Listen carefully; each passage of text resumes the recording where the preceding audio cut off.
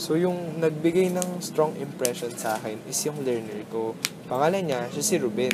Si Ruben, grade 3 student from Ascension Consunji Elementary School from Samal, Bataan. Impression na nabigay niya sa akin kasi first fieldwork ko, siya yung tinuruan ko. Tapos, tuturuan ko na siya. Pero, ang attentive niya talaga. Ayaw niya makinig sa mga lessons ko, naiayamot na siya. So, tinakbuhan niya ako. So, dumating talaga sa point na hindi ko na siya kayang kontrolin. Si Ma'am Kwan pa yung tumawag sa kanya.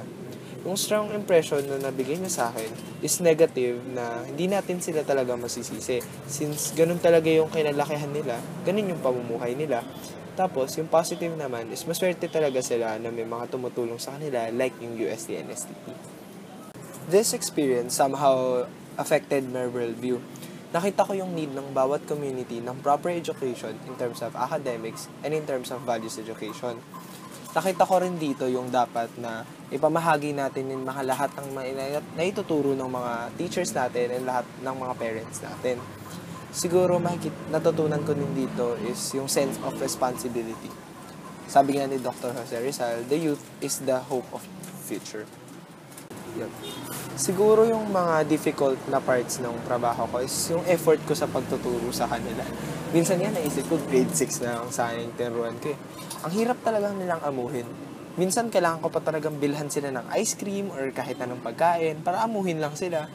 Pero 'di ba, sabi nga nila, patience is a virtue. Yung naging satisfying naman na part nung ginawa namin is nung kapag nakita mong porsigido yung bata despite na tinatamad siya. Yung ginagawa ng lahat para matuto.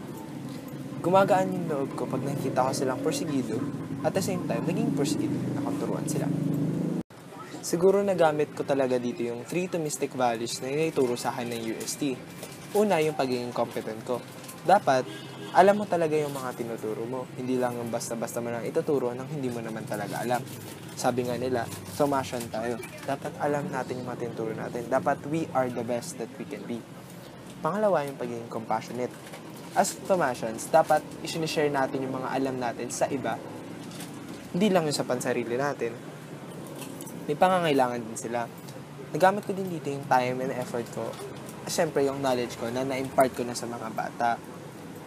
We are called to serve our less fortunate brothers and sisters. Panghuli naman is yung committed ka. Dapat, in every work you do, dapat committed ka sa nagagawa mo.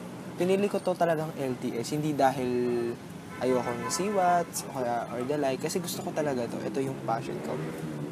Through NSTP, nagamit ko yung mga domestic values na tutunan ko sa UST. It's for the sake of others, not asking anything for return. Tsaka masusubukan ko talaga dito. All in all, maganda talaga yung NSTP. Para sa atin, tsaka syempre para sa mga iba.